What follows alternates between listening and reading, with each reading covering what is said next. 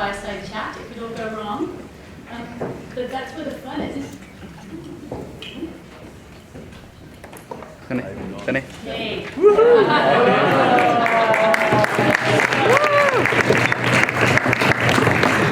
We haven't got time to introduce everybody. If you haven't seen all of these people speak, you're going to see them now. And what we've established is that these are some of the big thinkers and the big doers in entrepreneurship education. But also, you know, they've got a lot of things in common and some things that aren't. My job here is to set the scene. So the scene is we're in a ski lodge. Maybe we're in Sweden. Maybe some of the team have got to disappear in 25 minutes because they have a taxi coming. They've had a lovely hotel stay. And some of them are off to teach ski ovation. And we've got 25 minutes. They come to the fire. It's a beautiful day. And the bellhop comes up and says, I've ordered your taxi.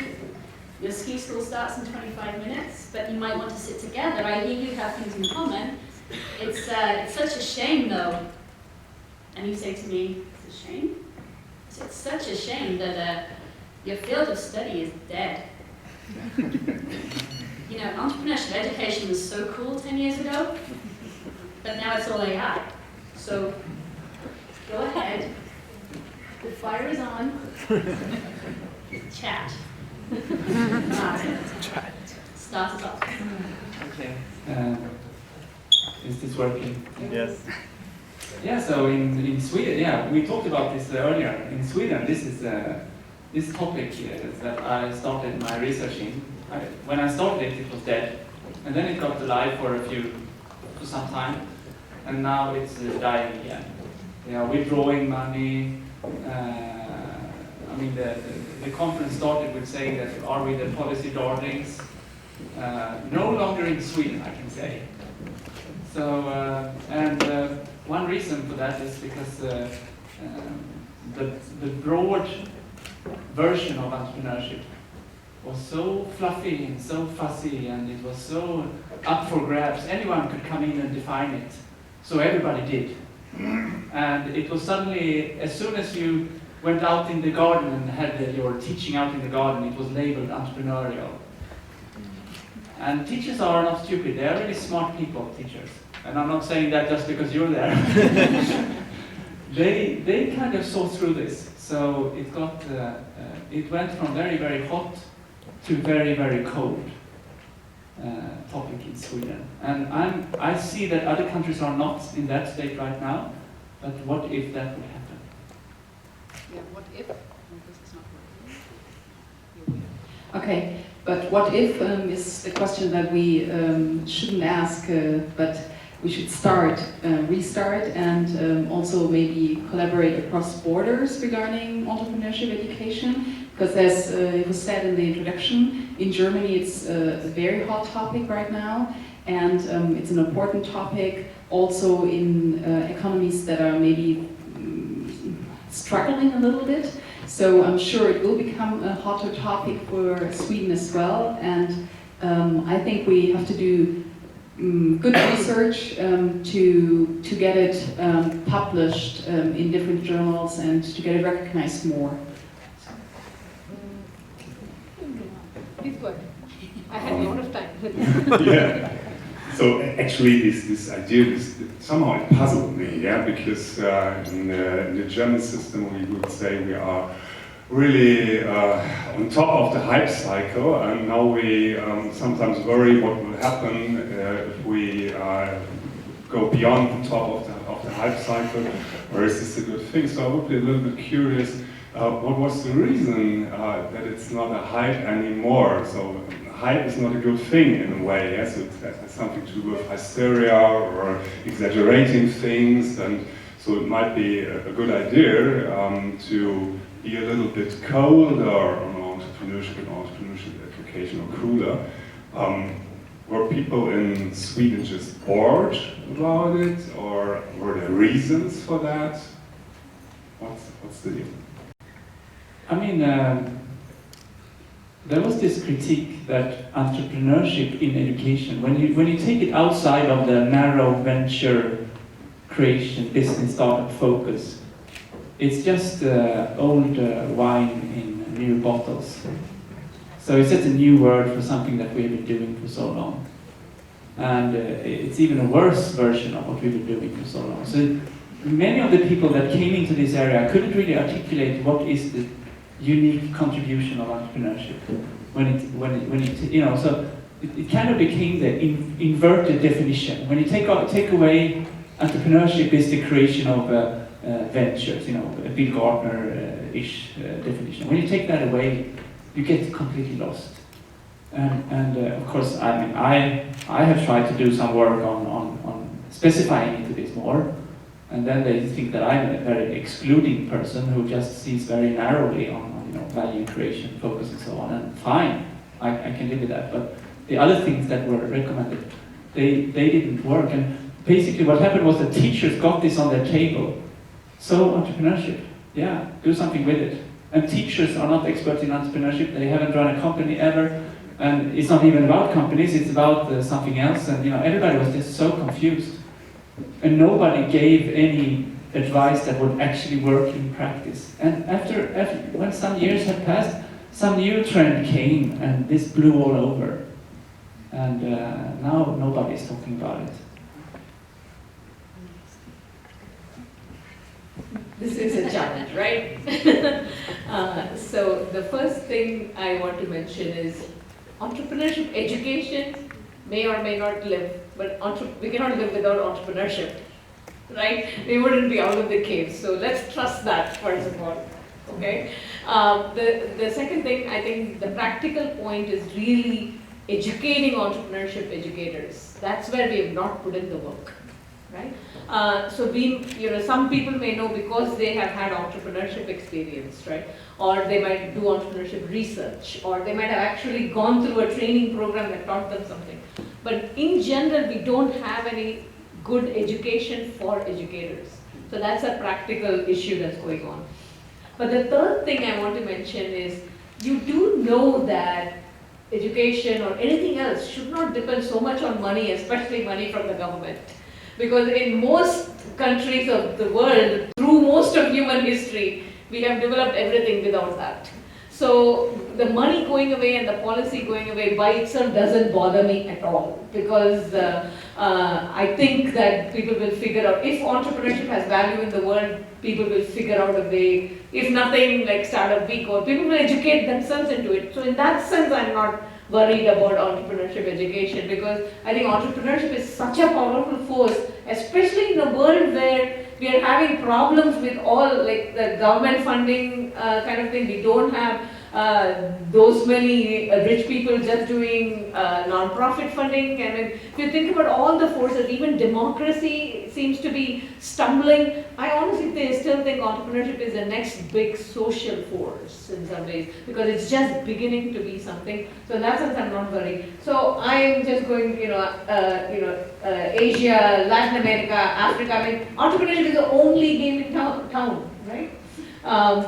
And if you think about that, I think we should not be pessimistic on terms of the money going away, but I think we should take it as an opportunity to get very creative about how we are going. For example, the people in the room, we could get together and we could start to begin building content for entrepreneurship educators in particular countries, inside particular districts, things like that, and we could create an inspirational thing where teachers actually want to come there to learn that. Like I said, it could be about entrepreneurship, not to teach entrepreneurship, but to teach science using entrepreneurship, to teach civics using entrepreneurship, to teach sustainability using entrepreneurship. I think that is where we can actually contribute. I don't think we need all that much money. I suggest everybody just give up 1 week in the year and let's build content. And then I know Martin has the technology chops to put that together into something that people can actually use. And I'm sure we can find young people in the room who can actually build the technology and propagate it for us. So I don't see, we don't need the government, we don't need the funding. They are not giving birth to anything, and I don't think they can kill anything unless we let them do it, right? There are much more pleasurable ways to build something. Nils, Sorry, I was very passionate about that. Louisa also mentioned something you mentioned in our AI. Now we have the Cyber Valley just around the corner here. And it's great research. I've talked to a well-known professor there, and he looked at me now, look, we do all that cool stuff, but we don't have the use cases. And immediately I shared 3 ideas from an entrepreneurship class, and he looked at me, well, this is cool. Now we're living in a time where we talk so much about the ethics in Germany about AI. Yeah. What can we do? Are we allowed to do that? Should we do that? But we don't talk enough about how we can use those technology to improve the lives. And that's my personal thing. The same way we should teach about digital ethics, it's also important to teach people about how to take those opportunities of those technologies. Now, a friend of mine, he works for an aerospace company. If you look at that industry, there are no more changes by the incumbent ones. All the cool stuff is now happening in the startups. And it's happening industry by industry. And I think this is also one reason we should do it. We have to make use of those technologies in an ethical way. So that's the other side. I think we need entrepreneurship education to be able to cope with technologies where the opportunities are doubling every 18 months.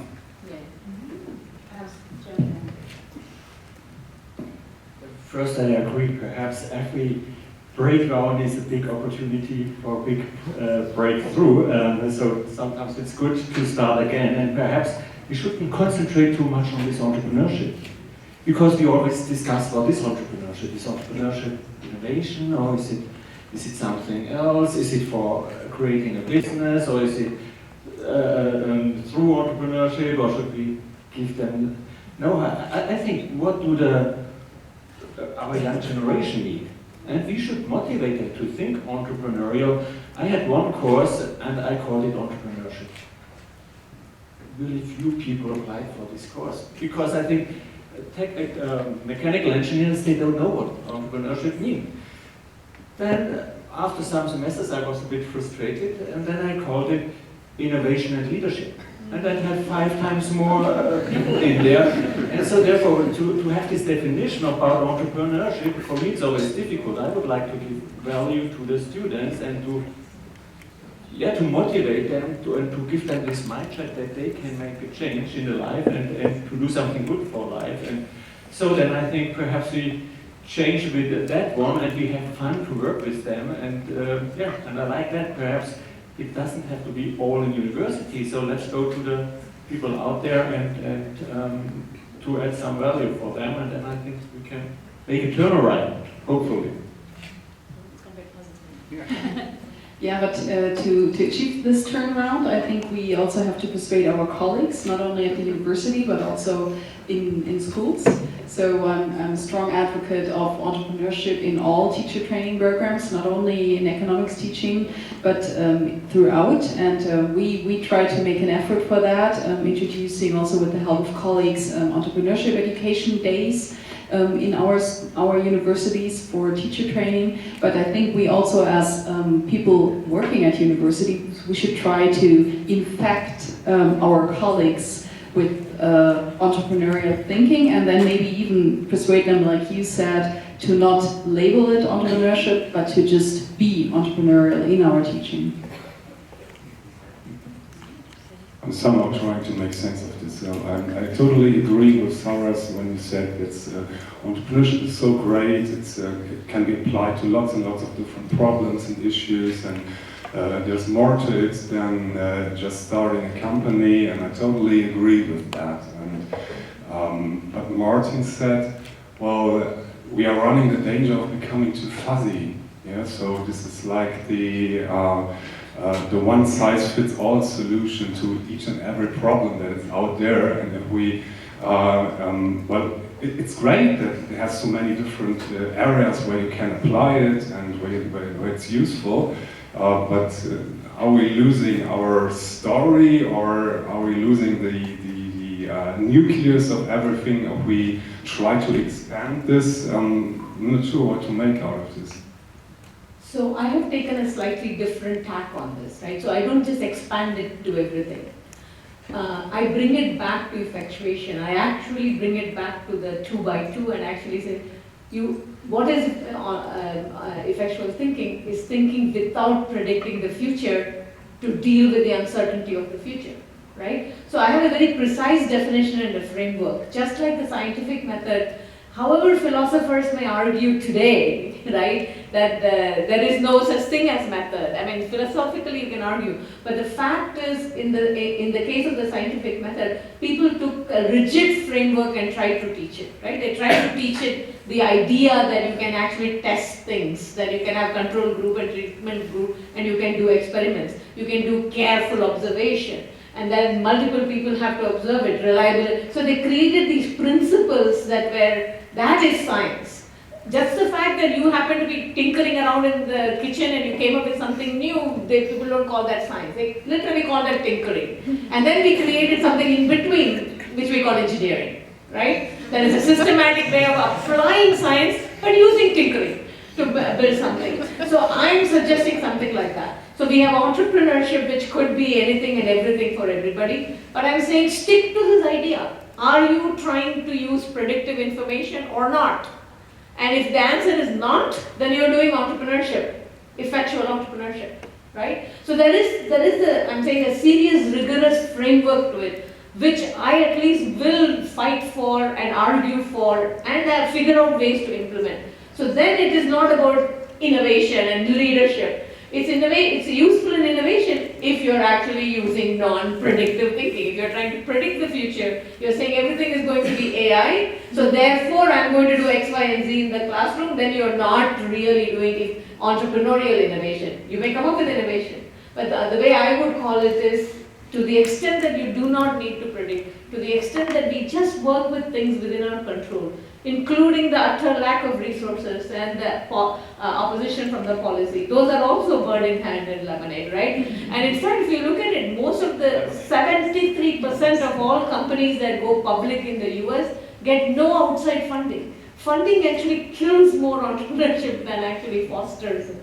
Very small amounts of funding very early on can be useful, but later on funding, like this big funding or funding to just seed companies, is not the most useful thing in the world. So considering all of that, I would actually say that we need a rigorous basis. You cannot do it if it is everything, if it is exactly the same as innovation, exactly the same as leadership is entrepreneurship, innovation is entrepreneurship, creativity is entrepreneurship. If we do that, then we are screwed, right? Intellectually. So we have to also distinguish, and that's exactly what people in research have done. They actually talk about the distinctive domain, what makes it different from. So the difference is important too. So and we can build on that. So that would be my answer to it. It just takes a lot more work. There was a time in science education, people called everything science, because it was cool.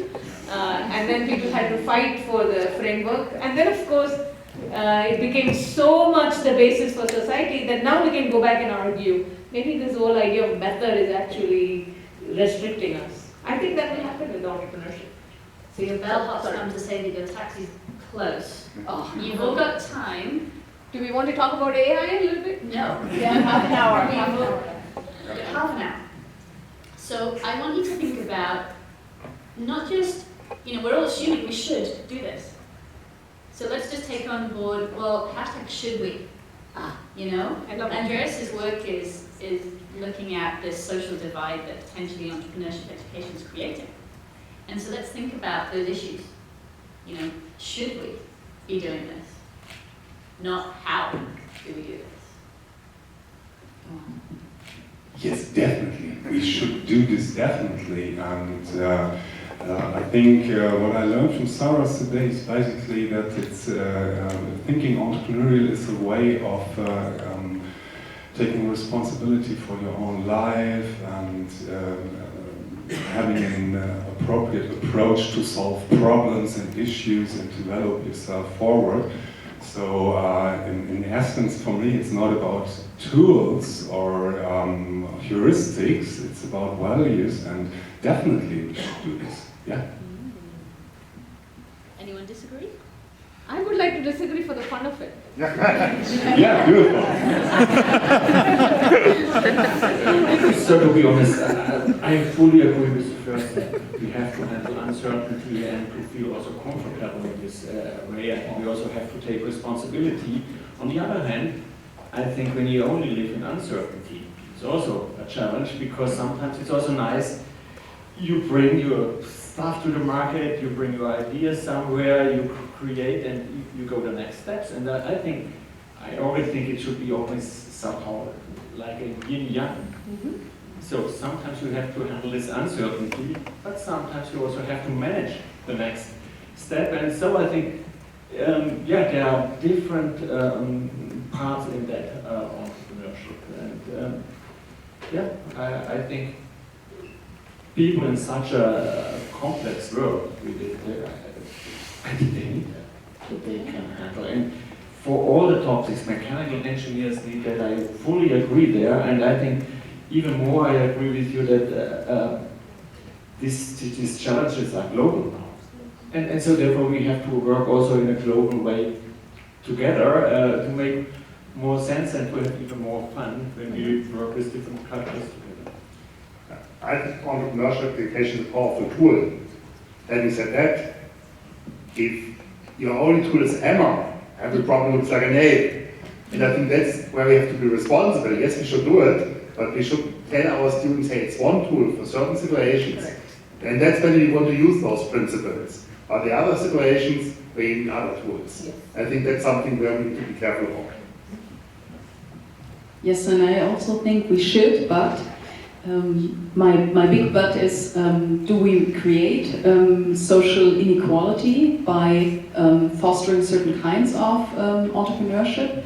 So we know that there are studies that tell us that there's an elite reproduction also in entrepreneurship. So if we do it, we really have to make sure that we include all students and not only those students who already have an inclination or a good social background. So taking in all students is, for me, an important subject, and especially also you said seed money is important, and I think for some there's more than seed money that they need to get started. So, but yeah, you cannot agree. But I would say, the seed money has to be distributed equally, and not only for those who might not need it. So. I would partly disagree because with this should we, because there are a lot of ways of doing this that are not working so well. I mean, I'm a fan of Dewey and Peirce and other pragmatists, and pragmatically we can observe to see how different approaches work in different contexts, age groups, subject areas, countries. There are so many ways to change context, and you will get very different outcomes depending on what you do in which situation. And what has been done in Sweden was, we can certainly say that we shouldn't have done it that way, that's for sure. But then the question comes back, so how should we then do it? And then, I mean, I'm a data, I'm a science nerd. Yes, actually me too. Yeah, so I tend to ask, I look at the data. Kåre Moberg always tells me, let the data speak for you, listen to the data. And then there was these teachers from up northern Sweden who said to me, Martin, when we stop using the word entrepreneurship or whatever that starts with an E, because there are a number of variations of that word, and instead we say that we are working with value creation, then people start listening. And maybe not so much in higher education or in business, startup settings, but when you're talking to primary school teachers in elementary level, we cannot talk the way we have talked. And I mean, I think that's the ultimate test if we want to broaden our perspectives. The day when we can talk to a math teacher in first grade, so that this person understands what we are looking for when we say, yes, of course we should do this, then we have something that might work for other sectors too. And there are many other examples of things that are not working so well, I would say, because look at how much people are using competitions, especially in England. They have kind of developed some kind of a disease, competition bias disease, where everything is about competition. And you know, and they are also data-driven because they look at the winners and say, oh, look how happy the winners are. This has got to work, you know? How can we say this is not working when they are so happy, those standing on the stage over there, you know? They don't even realize that they're not asking, you know, the people in the back, how fun did you think it was, loser? So the first, I want to sort of lean into every comment here, but very quickly. So when I talked about innovation and leadership and separating entrepreneurship, I was not saying that we should not be teaching innovation or leadership or anything like that, right? So think about, I'll just go back to, you know, I was fortunate enough to go to school, so in science, what did they teach me? They taught me Newton's law of planetary motion, right? I mean, they did not teach me scientific thinking per se, they didn't teach me the method. They taught me the actual, so the way I would teach entrepreneurship in even primary schools is actually go to ventures, give them the example, so actually teach entrepreneurship. But then I used it to come home and argue with my mother and my aunt about the time it takes when whether you put salt in lentils or not is a controversy in the kitchen. So I could run an experiment, one pot with salt and one without salt and see the difference. I could use it for that, right? My teachers were not teaching me that. So the idea, all I'm trying to say is, to some extent, we have to protect the core of entrepreneurship, which is venturing, and then also distinguish between, there is creativity in it, innovation comes out of it. You need to be a leader if you actually are able to get something started. And the idea of how you work with people, how you get them to be, I mean, all of that is part of it. All I'm trying to say is we also need a framework that is entrepreneurship and nothing else, as a way to bring that in. So that's all I'm trying to say. So the idea is having that core, you know, go back to the famous thing of Galileo, right? You need a fulcrum and you need leverage and you can move the universe. I'm suggesting the traditional idea of entrepreneurship as the fulcrum, but the leverage can be everything and anything, as I said, from dating to parenting to innovation to leadership to a whole new kind of political economy if you want. So I just want to make that clear, but we cannot completely give up on a scientific framework at the heart of it. So even value creation, for example, like what is not value creation becomes an issue, except for really, really evil stuff. And even that creates some value for some people. So it's a difficult issue there, and that issue of ethics comes in on that. At Darden, we teach all of business with ethics in it, so we do things on entrepreneurship and ethics. And the last point I want to come back to is the money, right? We always think that money is neither a necessary nor a sufficient condition for entrepreneurship. Start there. In fact, money comes from what people do entrepreneurially. Right? If you look at what is the source of money, I think it's a kind of a problem of success that we have in the West, that we have the money and we could give it. But the most entrepreneurial activities are going in places, poor illiterate women in Bangladesh. So when I say seed money, I mean like $20, right? I am not really meaning seed money in the sense in which we use it here. So I don't think, because just to make sure that the next 3 months your children eat, right? That could be very useful for people to get started. That's the kind of thing I mean. And then the equality and inequality issue is a very tough one. It's a very different one, right? Because education itself creates inequality, right? Not everybody gets access to it. So right there we have a problem, starting point. And then if we think about something like seed money, let's say we give an equal amount of money to everybody. Tomorrow there will be people who will have like 10 times, and there will be people who lost the seed money and they're back to square one. So the issue, we have to think about much more in terms of the equality in the education itself, rather than whether we give them money. I really think we have to get away from the money thing, because there is enormous amounts of data and evidence that most of the time, most great companies actually come with no money from outside. And affordable loss is the whole idea that you don't need that funding. In fact, funding comes from what you do and not vice versa. So if what you do depends on funding, as educators, as schools, as entrepreneurs, then I think we're not being entrepreneurial about it. So that, for me, that's another clear line. So the should we, it seems like we should. We shouldn't be teaching entrepreneurship at all. What would you think? No, I'm just kidding. When I said should we, the question I think we want to ask is, should we be doing it the way we are thinking of doing it right now. For me, that I'm not sure that it has to be part of the formal education system. I think we need something much larger, especially given that the role of teachers, I mean, in general, teachers are a scarce resource everywhere in the world, and much worse. For example, in India, there are 65 million kids that come into the primary school system every single year. Even if every single educated person went out and taught, it will still not be enough. So we have to turn to technology, coming back to AI. We have to think about maybe other ways of teaching or other ways of spreading the word.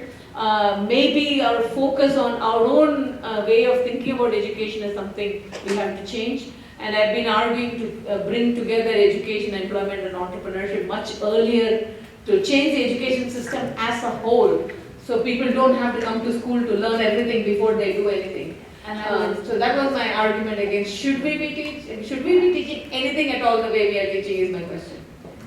So maybe we can agree that we should teach, but we should never stop thinking about how to teach it in a better way. Yeah, and also the education system itself, we need to take kind of an entrepreneurial look at it, right? Maybe people don't need to wait, 16 years of education before they do anything in the world. If you look at human history, it didn't work that way. I don't see why we cannot bring in employment and entrepreneurship much earlier into the schools, in a practical way, not only in an educational way.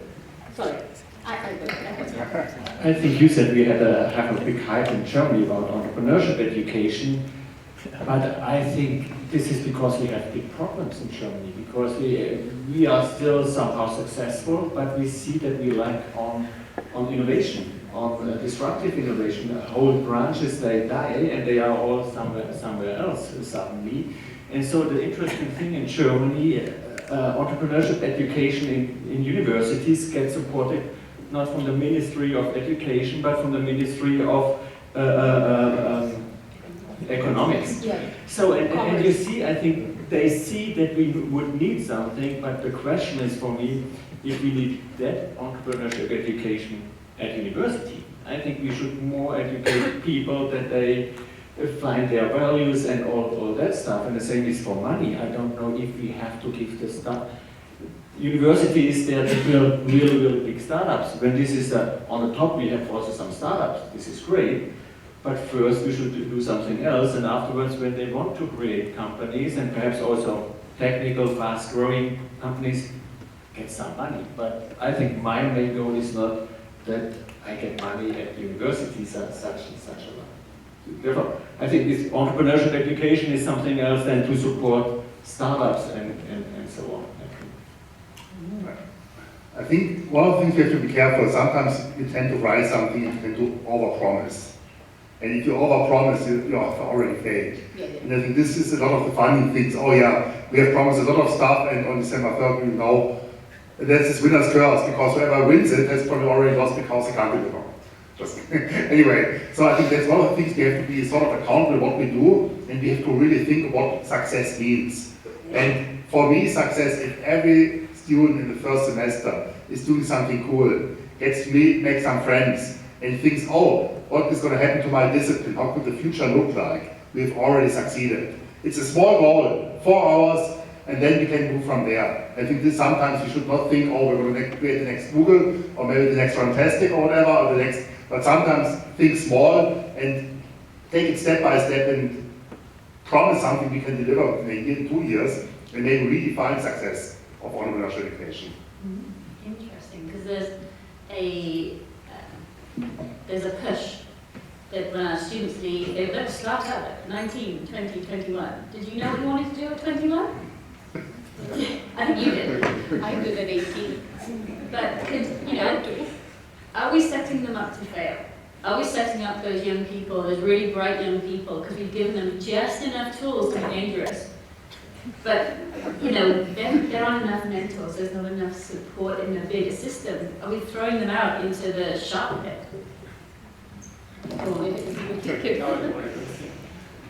I'm not sure if I understand the equation right, but I like this when you don't have a clear goal from the beginning, you cannot fail. And so I don't like to teach this, we have to fail. I think we have to make experience. Without this experience, you cannot go the next step. And so therefore, I would like more. When you do something entrepreneurial, you make such a lot of experience, you know how to handle this uncertainty, you find a different way when it doesn't work in the right way, and so on. And when we teach that, I really like this, but and perhaps I think the German and English languages, they are different. Failure in German is really Versagen and so on. And this now you are down, and then you have this history that earlier times we always said, when you failed once, you cannot go on, and nobody will give you a job afterwards. And so when we tell the young people, wow, you can make a lot of experience, and this helps you anyway, you always succeed. And this is, I think, when you don't have this goal, we have to reach exactly this one. Wow, great experience.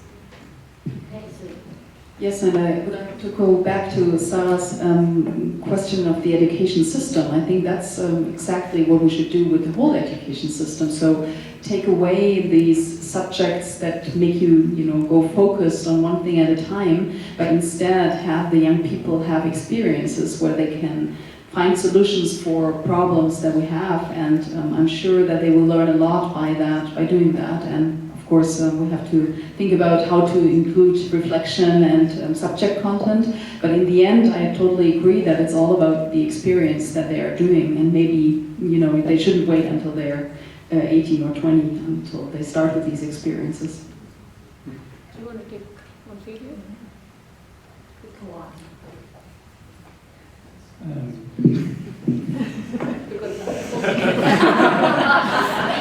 I want to first start by asking, what's the problem with failure?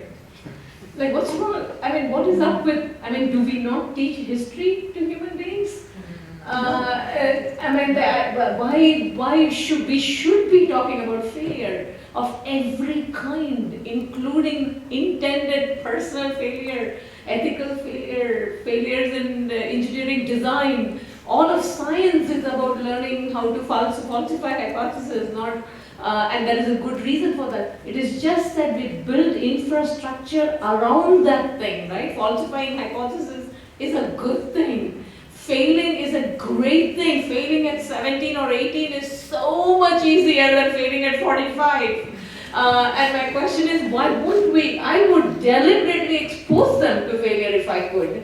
And I do. I send them out to ask for things where you will get rejected. In fact, there is an exercise I do where I say you have to go get a no for an answer from somebody.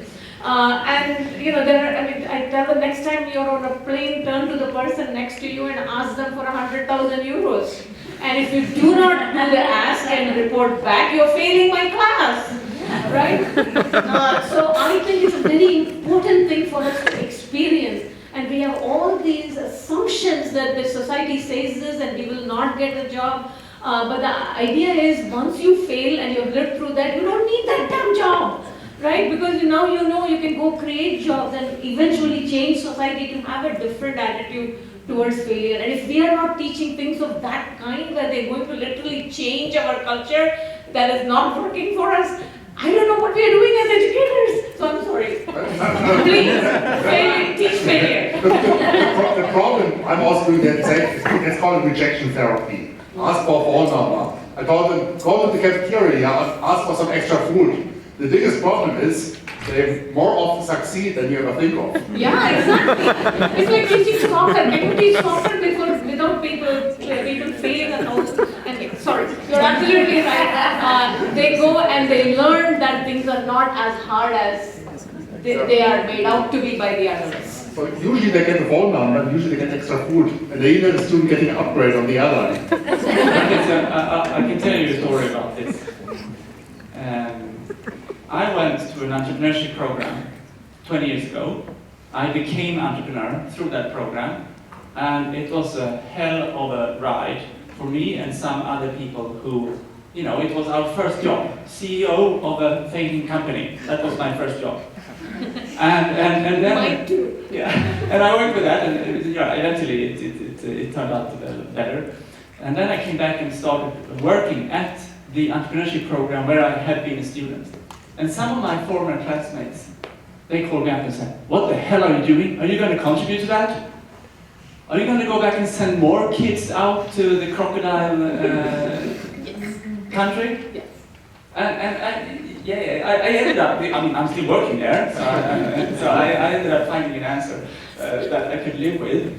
And so the answer I came up with was that, yeah, because somebody has to take the responsibility of building the future world.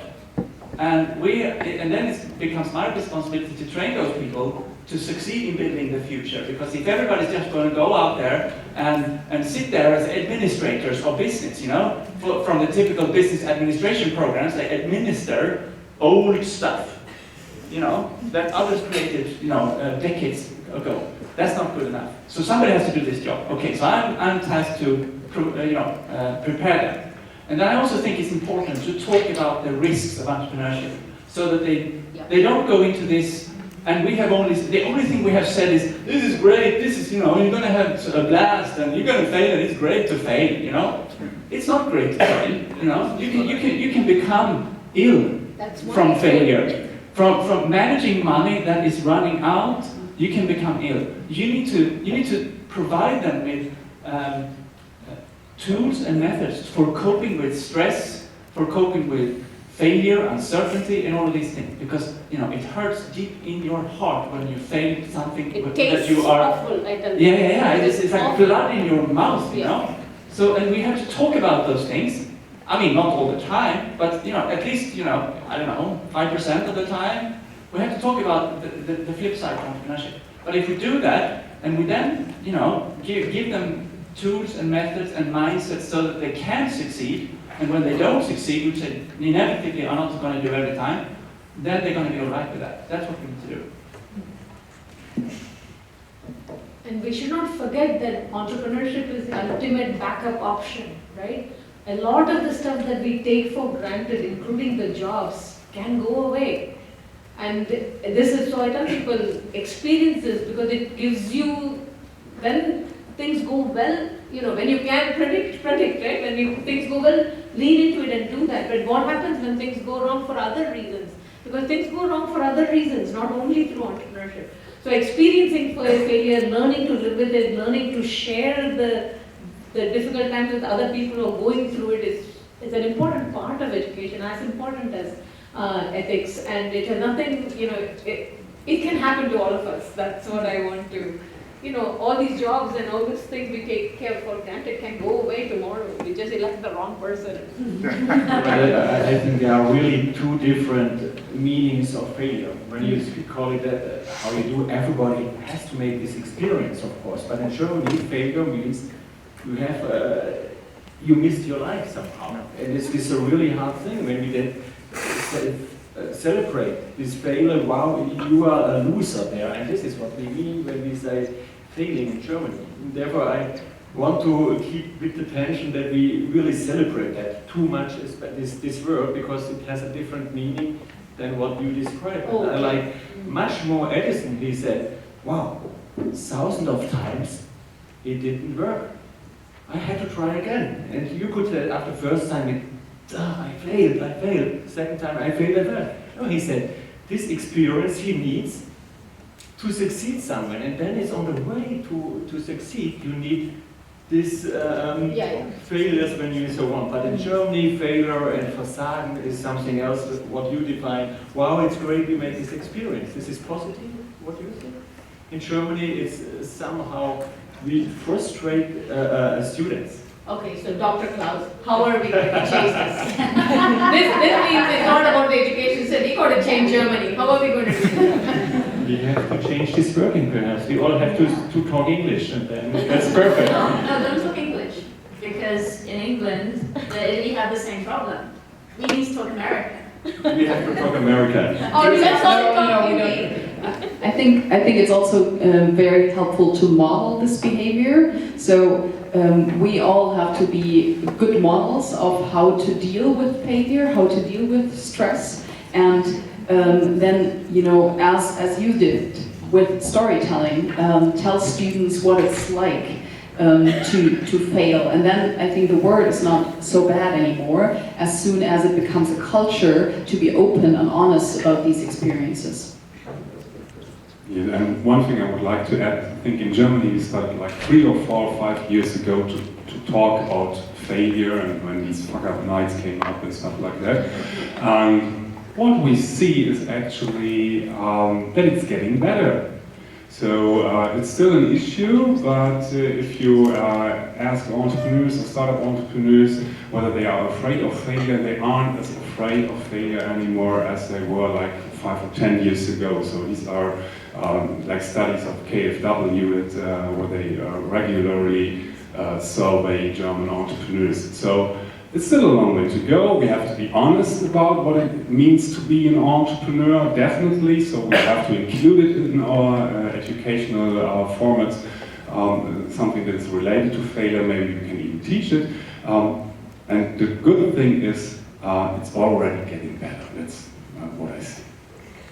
Okay, so 5 minutes off from our imminent taxi ride and/or ski school. Maybe the audience has a couple of questions. Yeah, are there And any? whoever wants to leave can leave, but Does anyone have a burning question? I have a question. I was thinking now, you are saying how in Sweden it happened that entrepreneurship went down and so on.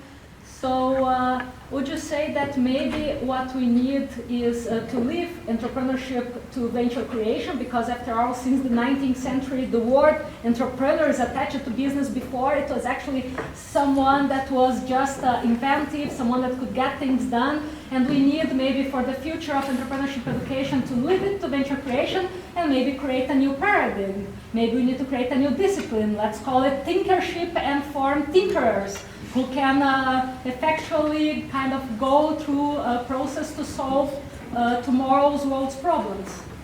I mean, in my positive days, One day a year. that are maybe not as many as I would have hoped for, I see that some of that is happening in Sweden right now.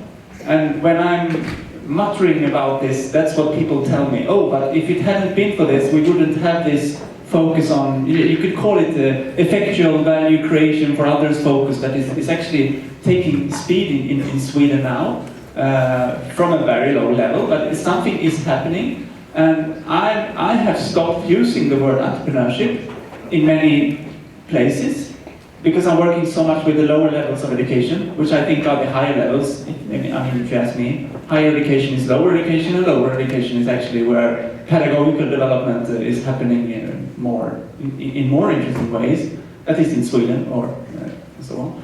So we see a lot of interesting stuff going on, and then we get a lot of critique from that, from the traditionalists, from the conservatives who want classroom to be, you know, I call it the prison education system, where you lock people up for 15 years. Normally we just do that for murder, but there's one more reason that we would want to lock up people as well, and that is because we call it education. And I also call, when I want to piss off people really, you know, I call it meaningless education. Because if you tell a teacher that what you are doing is meaningless, they get all mad at you. I'm not saying no, it's not meaningless, it's just that your students think it's meaningless. The pupils, many of your pupils, an increasing amount of your pupils think that what you are doing in the classroom is meaningless. It has no meaning. Because that is the kind of traditional education you get when they never get to interact with any external stakeholders, they never get to do the ask, they never get to, you know, go through any effectual cycle with anyone, not even with, you know, their classmates in the classroom. So, I mean, there is another way to fail, and that is for society to fail, because when those types of kids come out and when they are adults or you know, youth, they will fail miserably in this world that we have now. That's what we get otherwise. So yeah, sorry, I think that there is an article in Education Training, a recent article basically saying that maybe we need to stop using the word entrepreneurship altogether. It's some guy called Brooks, I think, Yeah. or something. And I'm rereading this article, you know, every 6 months now. Any other questions? So the only thing I'm thinking, I finally suddenly got this insight. But what you're saying is a problem with education. It's not with entrepreneurship education. I mean, entrepreneurship is fine. Entrepreneurship education, the narrow version of entrepreneurship education that we have when we are teaching people to start companies, that's doing fine. It's just that it's less than 1% of all education in the entire education system. And maybe in Sweden, maybe less than half or a third, you know. We're talking part per, you know, promille in Swedish, I don't know. So it's such a marginal activity. I'm concerned with the 99.5% of the teachers who don't do anything. Got it. Okay. Ding ding. Your taxi's arrived. Thank you all so much for throwing yourself into this. Yeah, very into the spirited. format, yeah, and also for, you know, you've come with your own ideas, but you've also opened yourself up to other ones, and hopefully everybody here has appreciated it. So please, round of applause.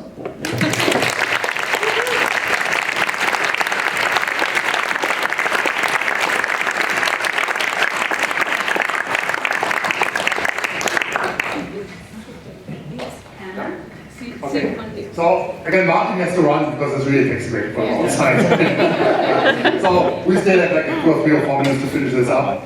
And first of all, I really want to thank you all for being here, for coming, for contributing. I'm personally extremely positive, but I'm an optimist. I'm an optimist when it comes to technology. I'm an optimist when it comes to the future, and I'm sure we will solve lots of problems. Yes, we have some very stupid leaders in the world, but again, very, very positive things will still happen to us. Now, I think there's my personal thing, we had never had so many people here like this here. So we had 400 people, and this started 5 years ago as a side conference, more like, oh, let's get together and sort of exchange some ideas. And yeah, hopefully, I'm not a numbers guy when it comes to that thing. It's like South by Southwest, they don't publish numbers anymore, which I think is good, because that's where they can keep the magic. Now, I know other disciplines, I know very few disciplines where people have so much fun discussing and working with each other, not against each other. I've seen scientific, even information systems. I started my academic life in information systems. Hey, those were the others, those were evils.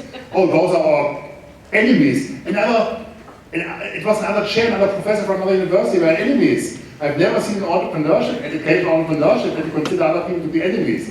So I think it's a very, very positive thing. And yeah, there's great movies from academia, like Big Bang Theory and so on. Anyway, it's so it's cool stuff happening. And again, I think you have all contributed. I have come up with new ideas. I think it's going to stay there. So since I have been around, we have not lost a single entrepreneurship professorship in Germany. So, and that's never going away. Yes, we may be overhyping things. I think this is our responsibility. But again, personally, I would say we're still going to be around 5 or 10 years. We still teach it. Maybe the names will change. I talked to Stefan. He now entrepreneurship. Yes, we don't know entrepreneurship for a while. Now it's officially part of the name. I think we'll see more of those hyphen entrepreneurship things. So it's and entrepreneurship. Maybe in engineering, innovation, and so on. So that's my personal feeling. Again, over there. And then I would just return the mic to everyone just to say one final sentence. Let's celebrate that evening. Over there will be food, there will be drinks. If you still have time, if you don't have to run away, join us. It's going to be the kickoff of the startup weekend, so it's going to be 60, 70 young people just doing that stuff we are preaching. And this is also some way to study, and the way we talk about evidence entrepreneurship, I think you also have to deliver on what we really want to do. Thank you very much. I think I give everyone just one sentence. Yeah, thanks for having me. Thanks, this was a great day. And yeah, thank you for all your attention and good questions. Yeah, I found this day really, really great. Thank you also for the organizers, and also have a nice weekend, the startup weekend. Yeah, and just this conversation and being with you convinces me even more that Nils is right. I'm very positive, very optimistic. One way or the other, we'll get it done. Whether it's within this education system, within this policy, whatever. I think it is a force, and it will shape our lives. Thank you very much.